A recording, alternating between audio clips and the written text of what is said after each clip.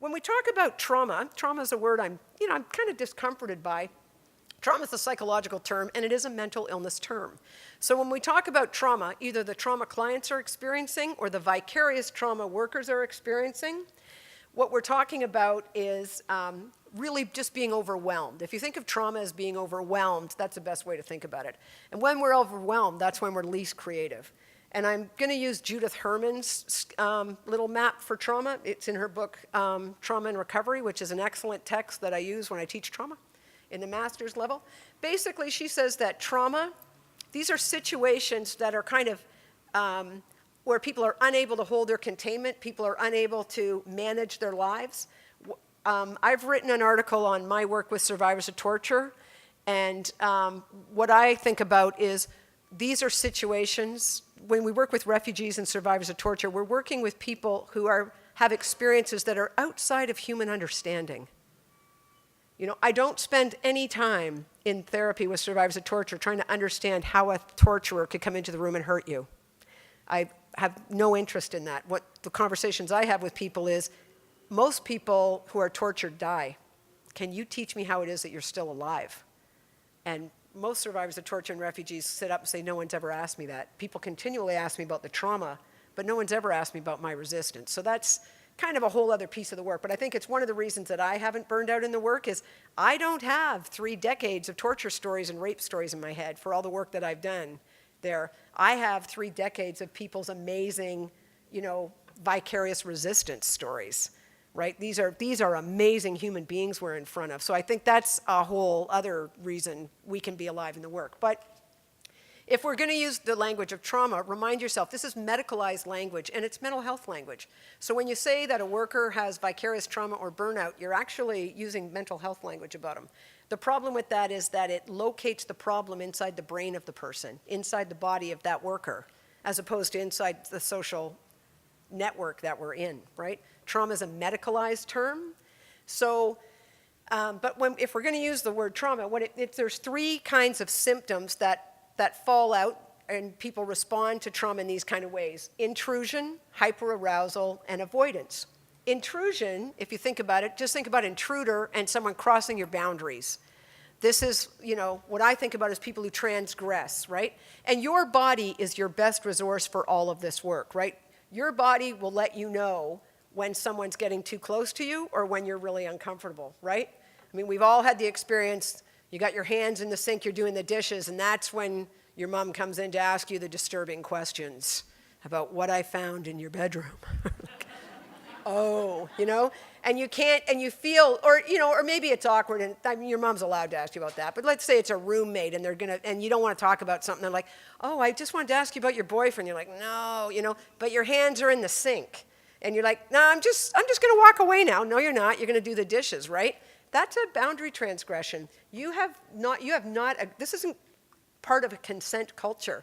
You haven't agreed to have a heavy conversation with that person. They've trapped you, and now they're going to have this conversation with you, and you have to be rude to get out of it. Can you feel that like in your body? Like me, it's all in my gut. I'm like, oh, I'm just squirming. I just want out of this. That's intrusion.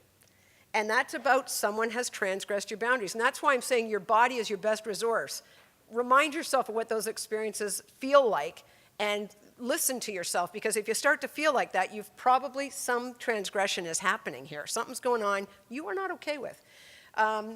The most important things to think about with intrusion, especially with the folks that we're supervising, is people who are having nightmares and night terrors and things that we might call flashbacks. A flashback is more than a bad dream or a bad memory. In a flashback, what's happening is the person is actually reliving the experience. So we know from neuroplasticity that there's neural pathways. And when, for example, women, tell stories about rape, and they tell the story again and again, what happens is that pathway just gets bigger and bigger, and they're more likely to have things we would call triggers, or just go directly to feeling the trauma of that experience, right? That's why, I say very cautiously, bad therapy is so much worse than no therapy. When people just say, just speak about it again and again and again, what's actually happening is we're making neural pathways that are really traumatic, right? So instead, we want to interrupt that. Whenever anybody's having a night terror, a night terror is having a flashback in your sleep. So whenever anybody's having a night terror, we want to interrupt that, or if they're having a flashback, they're actually re-experiencing it. You know, in my master's, I was told things like, you know, you want to listen to people, don't interrupt people, don't touch people. You know, the folks in this room have probably really been in front of real human suffering. You know, we call it mental illness, but it's not. It's human suffering, right? And it's a response to trauma, to oppression, really, right? And so when someone's having a flashback, you know, what we want to do is like touch them, you know, say their name, and try to bring them back to this time, right? So that's the stuff that's intrusive. Hyperarousal is the folks whose response to hardship and abuse and stuff is to come out swinging. That's what hyperarousal is. It's trying to fight to stay safe, right? And avoidance, this is the stuff that's heartbreaking. These folks don't cause a lot of trouble. They don't get a lot of our notice. When you have your case consultations and talk about the folks we most need to talk about, these guys almost never come up. They're the people who totally slip through. These are people who their map of the world is a terrifying, unsafe place. Nobody's looking out for me. Everybody's going to hurt me. I can't trust anybody. This isn't mental illness. This is hard-learned wisdom of the way they've actually been treated, right? There's nothing wrong with their brains. There's something very wrong with the people who've harmed them and the world they're in, right? And so people who respond with avoidance, these are the folks who they're drinking until they black out. They're drinking until they can't move. They're using down. That's why we call it down. They're just checking out, right? These are folks who, you know, if they come to see you, or, you know, the folks that you're supervising, if you're not there, even if you're going to give them a bus, if someone else can give them a bus ticket, they're not getting a bus ticket today, they're leaving, because they only trust you, right? And so they're like, well, where'd Vikki go? Oh, no, I don't need anybody else. I'll come. Is she going to be here tomorrow? I'll come tomorrow.